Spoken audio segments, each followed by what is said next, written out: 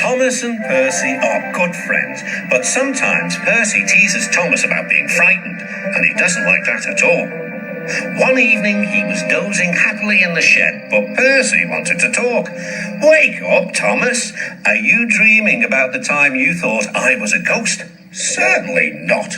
"Anyway, I was only pretending to be scared. I knew it was you, really." Percy went on teasing him. "I hope the guard leaves the light on for you tonight." "Why?" asked Thomas. "I quite like the dark." "Oh, really?" exclaimed Percy. "I am surprised. I'd always thought you were afraid of the dark. I wonder why." Thomas decided to say nothing and went to sleep instead.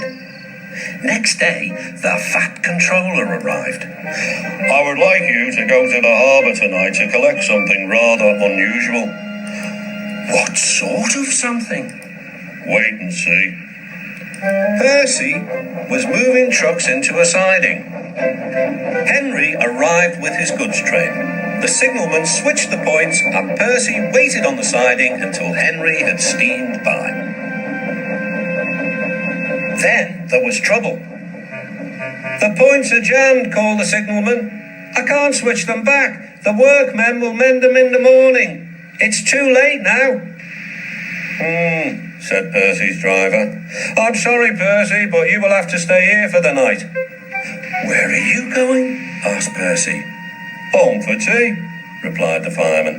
Percy was speechless. He watched as the other engines went home to the shed. Night time came, and Percy began to feel very lonely. "Oh dear," he murmured, "it's very dark." Oh, what's that?" It was only an owl, but Percy didn't realise this. "I wish Thomas was here too," he sighed. Thomas was waiting for his mysterious load at the harbour. Suddenly, there it was. "Cinders and ashes," cried Thomas. "It's a dragon." "Don't worry," laughed his driver. "This dragon is made of paper. It's for the carnival tomorrow." Workmen lifted the dragon onto Thomas's low loader and put lights all around it for protection. Then Thomas set off into the misty night.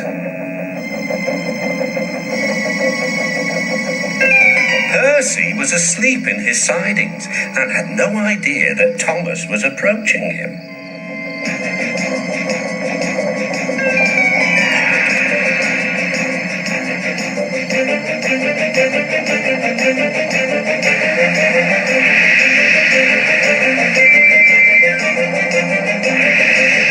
"Help!" cried Percy. "I'm not going to open my eyes until my driver comes." Next morning, the points were mended and Percy puffed back to the junction. Gordon was just about to leave with the express.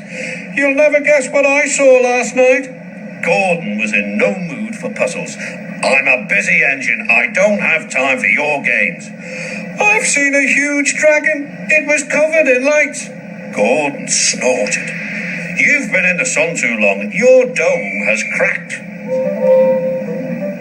When the other engines heard the news, they laughed too.